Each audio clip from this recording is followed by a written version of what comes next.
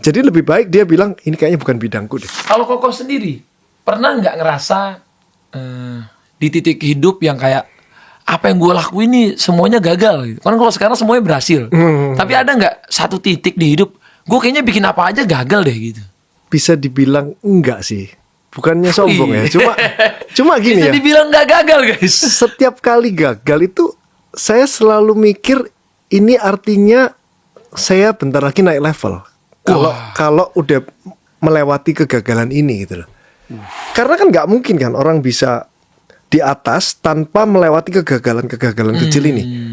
Kan justru gagal dia bisa melewati itu dengan belajar dari kesalahan, akhirnya dia naik level 1. Ngerti caranya. Oh, misalnya lah, gampang deh, misalnya saya sama Mas Atta kenalan, terus setelah kenalan ngobrol, lain kali saya kontak Mas Atta lagi nggak dianggap. Oh itu saya gagal. Berarti saya nggak bisa menempatkan diri dengan baik. Saya nggak punya cukup ilmu yang membuat Mas Atta itu merasa tertarik berteman dengan saya. Akhirnya belajar dari kesalahan itu. Oke, apa yang itu kan gagal juga sebenarnya. Tapi kalau orang nggak pernah gagal itu nggak mungkin dong. Orang langsung menjadi orang yang menyenangkan langsung orang suka berteman sama kamu.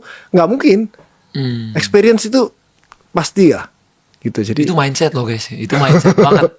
Jadi nggak pernah ngerasa gagal karena setiap kegagalan tuh pelajaran gitu. Pelajaran ya. Itu mindset banget. Jadi kalau banyak orang ngerasa dia gagal mulai bisnis itu salah ya berarti. Gak apa-apa sih gagal, tapi yang salah adalah kalau kamu tidak belajar dari kegagalan kamu.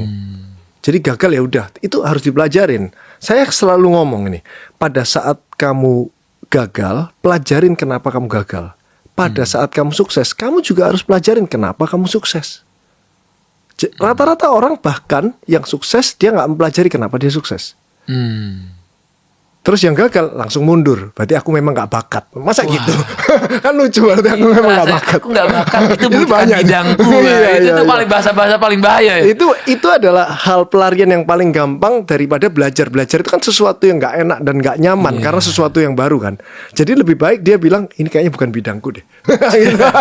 Padahal emang nggak mau belajar lebih dalam lagi. Nggak gitu. mau tidak nyaman itu. Ya. Makanya kalau ada orang bilang kayak nggak ada menang atau kalah, ada yang menang atau belajar. Waduh, iya benar. Kalau dia lagi menang. Iya, Kalau dia belum menang, berarti dia itu lagi belajar.